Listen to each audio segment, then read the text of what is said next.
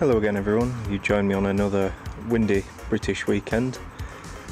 Spent the day finally hard mounting this new fuel pump. So original mounts, as I'd explained before, absolutely buggered. So here's what's left of the old mounts. You can see on the back side where the rubbers have just been completely ripped off. So I just cut these brackets off, these tabs off, and I've got a bit of a universal bracket on the underside of there. So yeah, happy with how that's mounted. It feels nice and strong, not going anywhere. Quality of the bracket seems alright, so hopefully not going to go anywhere and going to keep it nice and secure in transit. Hopefully you can see clearly I've got the rear lights working, my rear fogs and one of the indicator and one of the reverse lamps wasn't working, but I've got all those working now. Also glued on the spoiler rubber, just got the tape on holding it in place for now. Thanks to some helpful commenters on YouTube videos and having a look on the forums and that kind of thing, it seemed that the flashing battery light was indicating that yes, there was a fault with the alternator, and yes, as you saw in the previous video, the alternator belt was sagging very low. So new alternator belt, had the alternator off, cleaned everything I could see on it, and long story short, put it all back together, and the car now starts on the key, which is fantastic. Still a little bit lumpy and rough to get going, but it does it does just about get there, and the battery is now recharging. Don't think it's optimal level of voltage for the recharging system, but maybe that's just something to look at down the line, but it is now just that bit closer to getting MOT tested. I'll put in a few pictures as I'm talking about this of the alternator in the state it was in, but it was absolutely grimy, caked in filth, so plenty of parts cleaner on it and a bit of elbow grease. And yeah, got it back on and pretty much started first time. Still plenty of other things to look at on the car before I take it for an MOT, so there's a very stiff clutch, may give that a look at, but it is usable as it is, it's just very stiff. And then the windscreen wash pump needs fitting, so the one I had ordered doesn't actually work, it's a bit crap, so I've ordered a new one of those, so hopefully that's a bit better. And then it will be just checking underside. I need to get new tyres all round, and then yeah, might get it in for a cheeky MOT and see how it does. Thought it'd be worthwhile for the video's sake just to see what a start sounds like at this stage of the sort of the review on the car, so I'll just watch the pedals on this and see how it goes. I have just had it running for about 10 minutes, but I'll see how it does now.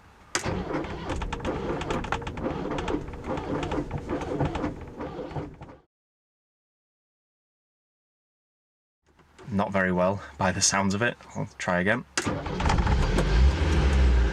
And there we go. So second time lucky, I suppose. Hopefully you can still hear me alright, but yeah, bit rough, bit hard to get going, but not horrific from what I understand. All the temperature gauges and oil pressure and battery voltage, yeah, probably could be a bit better, but I think the battery could do with a proper recharge, because I've been testing and testing and testing, so yeah, see how I can get on. Right, well I've been and spent some money, got some new tyres all round, just gone for some budget land sales. They are a 175/70/14 all round, pretty common size and nice and easy to get a hold of. I've put two on, just been cleaning up the arches and the brakes, just giving them a tidy up ahead of the MOT. And if we come round this side,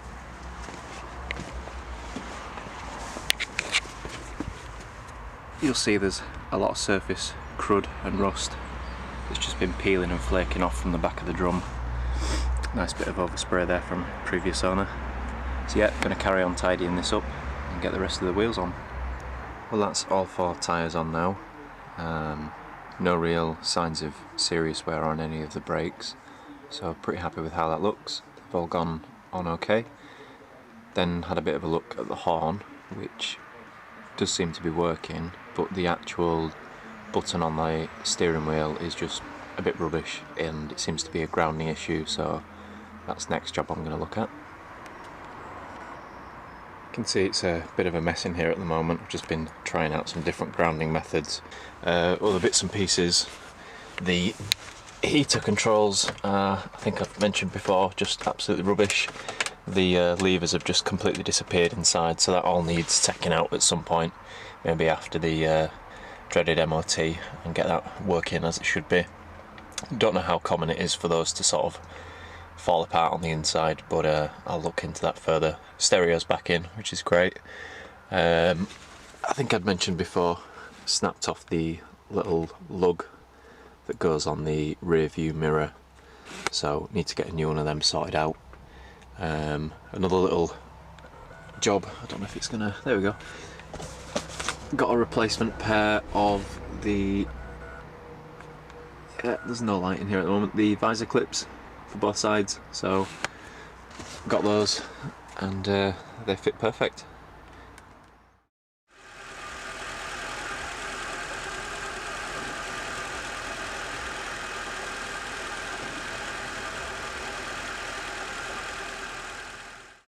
As you can see from the state of the centre console, I've been having a go at something else, this time trying to diagnose all of the fan controls, because they are just in an absolute state back there.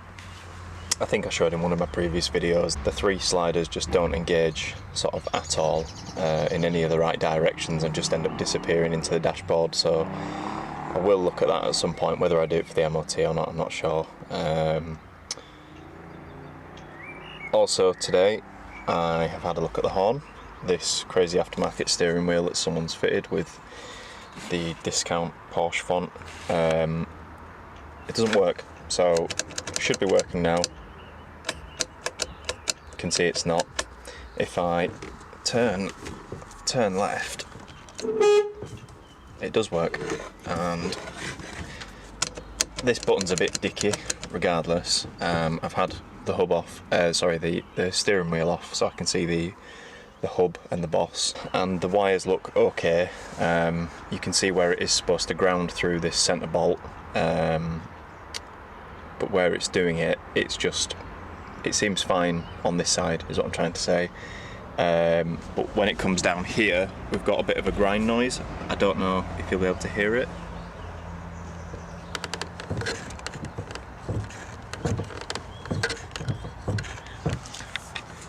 Just a bit of a faint scraping noise, so I think there's a bit of an issue with the boss kit not quite lining up, so I think next thing will be taking this off and seeing if I can make good contact on it.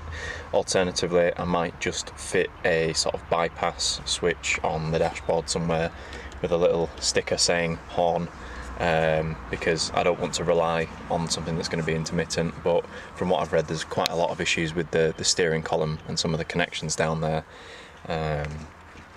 So yeah, I'm going to have a further look into that, but not today. Have had one success today. I fitted the new washer motor.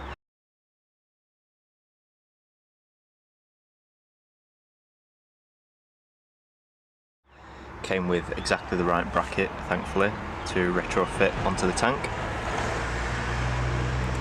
And I've had that working today and pumping fluid up there, which is great. One thing I'm not too sure on is, you can see the blower fan down there, just taking the filter off. If I put the ignition on to the first turn, it's been coming on its own, and I don't know if it's supposed to be doing that or not. I'm guessing that's to do with maybe the controls on the inside, as I mentioned, I'm having issues with, or whether it's just on a very slow speed due to the engine recently being on. But it is starting and stopping, so not sure on that one. Postman's been again, and I've just received my valve cover gasket. It's a helpful person on Instagram of all places that shot me a message and just said, oh, it could be this that's causing the oil on the spark plugs. So I'm gonna get this on at some point and see if that helps in any way. It's come from Fraser Part, who I've probably bought half of the gear for the car that I've bought from there so far. Really quick deliveries, so if you're not using them already, I would recommend. I'm going to show you what else I've been up to. I fitted the passenger wing mirror glass because the car came with it taken out, so cleaned up the back surface and re-adhered that with some roofing sealant, of all things, left over from the battery tray job. I've reinstalled the dash, put everything back together. The loose ground, or I thought it was a ground on the oil pressure gauge, was actually just for the light bulb. I had a look across on the clock and on the battery gauge, and the same type of wiring was leading to the same unit, and the battery holder has just crumbled away, so we'll replace that at some point. I haven't remedied everything with the heater matrix. I still need to get my head around how all the cables move, but at the back of there it is pretty grimy, where the back of the I don't know if it's a condenser or the like heater matrix, but it's all covered in years and years of grime. Managed to jam the stereo in. There's actually a bit of a clamp in the back of there. I'm sure any 924 owners are familiar with it. It's just like a C-shaped piece of metal that your stereo would sort of locate into, but because there's so many wires back there, I couldn't get this more than sort of 2 or 3 inches in without all the wires jamming up, so have removed that, and it's all just sort of hanging about back there, but it's safe and the stereo works, so happy with that.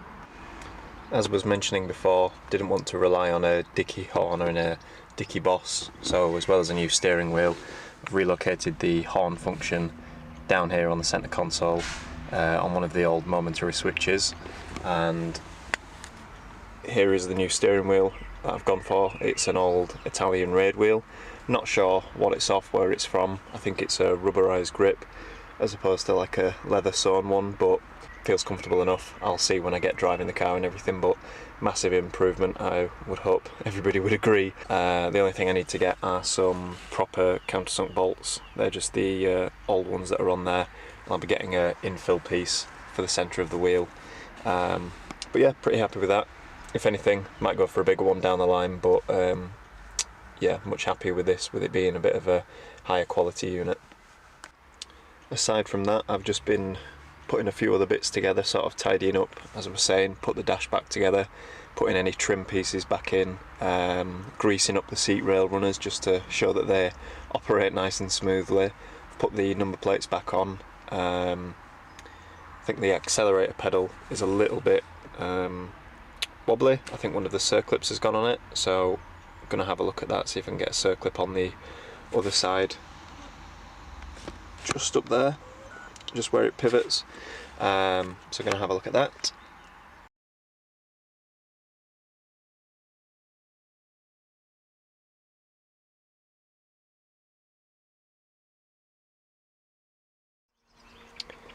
So yeah, next step I think is have a look at that gasket, see how much of a serious job that is, get the seals cleaned up and get that put on, and you know, analyse and see how bad of a condition the old one's in.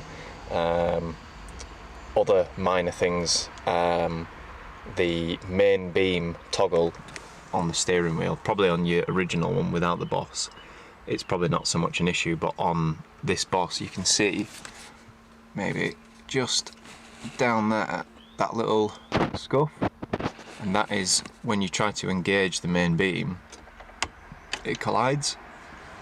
So what you have to do is really pull on it to get it to click and stay on.